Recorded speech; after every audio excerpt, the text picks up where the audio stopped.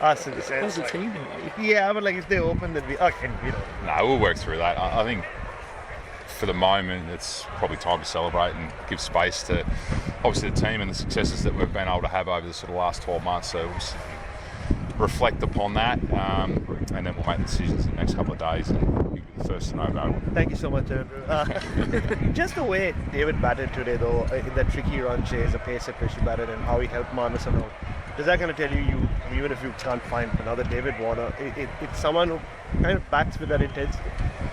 There's many different ways to play as an opener, and we've been lucky in having David Warner. And sometimes people that play that way aren't exactly replaceable. There's not another David Warner out there, and it's fantastic to see the way the intent that he played with small and tricky run chase. That wicket wasn't easy, but the ability to put pressure back onto the bowler at all times was. Yeah, it was a joy to watch in his final innings. So yeah, I mean that'll be considered in terms of what we look for in an opener, but it's more so what we look for in the top 7 batters.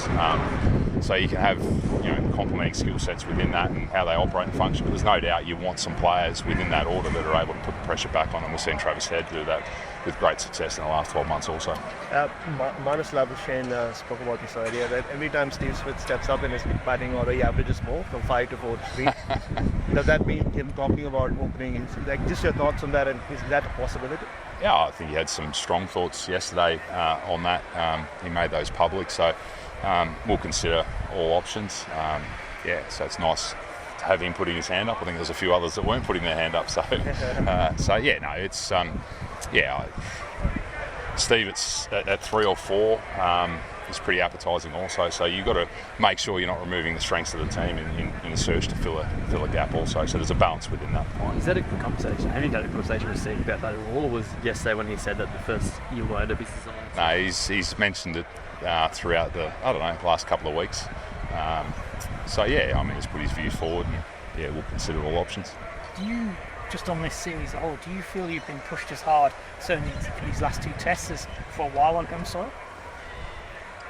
I think we get pushed hard a lot of the time, and it's our ability to absorb that and then put pressure back onto the opposition. And we've got ourselves in a tricky situation here, and any time, especially on the surface like the SCG was, you lose the toss, you're able to impact. I think we had 5 for 96, and they were able to get to 300, and we weren't able to get a lead, and that puts you in a really precarious position. Our ability yesterday, in particular, the ball to fight back, and I thought Josh Hazlewood, the impact he had late. This crowd, never heard this crowd as loud as what it was, 37,000, and Hazlewood closing out the day was something special, and I think the players will remember that for a while. But to get ourselves out of that position speaks volumes for this team.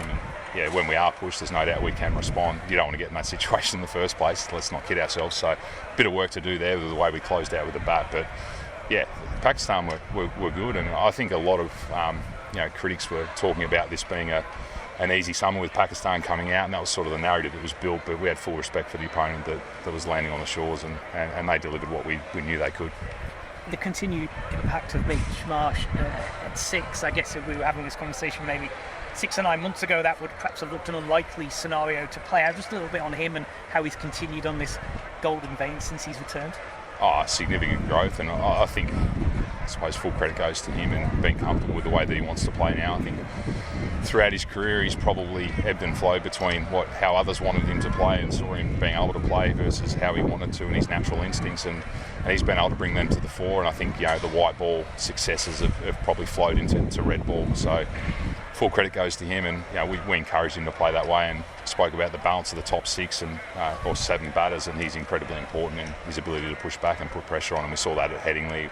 We saw that again in this series, some sticky situations that he was put in, but no greater advertisement for the way that he plays than in Melbourne, albeit he had a bit of luck on 20 odd, but his ability to put pressure back on and get us out of that situation, we want him to continue to play that way. Andrew, would it be fair to say that the way he's batted at number 6, does that change the whole conversation around who replaces Dave? It's pretty easy to think that if Cameron Green was batting at 6 on this test team, maybe it would just be a specialist opener and they wouldn't talk about another guy moving up into that run. I think I suppose when you sit back 12 months ago and Cameron was locked away in that number 6 position, no doubt the conversation changes, the personnel changes. But I think Cameron Green's potentially underrated in the way that he can play at Test level as well. And he's only young in his cricketing career, and we've seen what he's been able to do in white ball cricket, in particular T20. So we know he's got those gears. We know that he can play the high and the low. And he's arguably in our best liner, depending on which way we go. Pat said earlier in the summer that it would give a stretch for that bowling group to play all 5 tests. Is it the West Indies a chance to maybe give someone a spell and have a look at someone else, or do you keep them going as much as you can? I think in the background we sort of plan for 5-day test matches, and if we were to go 5 days, then it's going to put immense stresses and strain onto the bowling unit. I think we got not lucky, but in the first test match in Perth, where it was a shortened second innings for the bowling unit, that gives you the flexibility to be able to then push them a little bit harder throughout the Pakistan series. And we've always said that we plan in the background. The players want to play every test match. It's really important. We want to pick the best test team that we can at any particular time. So it's just striking that balance in how many games they can play without compromising their long-term futures. And they're all coming to this one? Yeah, really well. And I think across the series, I think it's probably something we've noticed. They've probably got better across the series, in particular Josh Hazell and Pat Cummins and Mitch Starc. I think his ball speed in this game was at its highest. So there's nothing to indicate that they'll need a rest, and we've got a little bit of a gap to the first West Indies Test match. So I could see pretty much an unchanged bowling lineup for Adelaide. The assumption is that they have pulled up, and that'll come out in the next couple of days. The fact that there was just 1 century score, I think that both of the guys retired. Is that just a reflection of the kind of pitches we're getting for Test cricket now in Australia, or is it just like one of these things which you think will come good, like an earth? Because you still got so used to scoring a bit more. Yeah, I think that the Melbourne wicket was a great balance between bat and ball. So I don't think you're ever in on that surface. And I think here, the SCG, we saw the trend of the game. There was a lot of starts. It was difficult, challenged by spin, some variable bounce. So I think the wickets had a nice balance between bat and ball.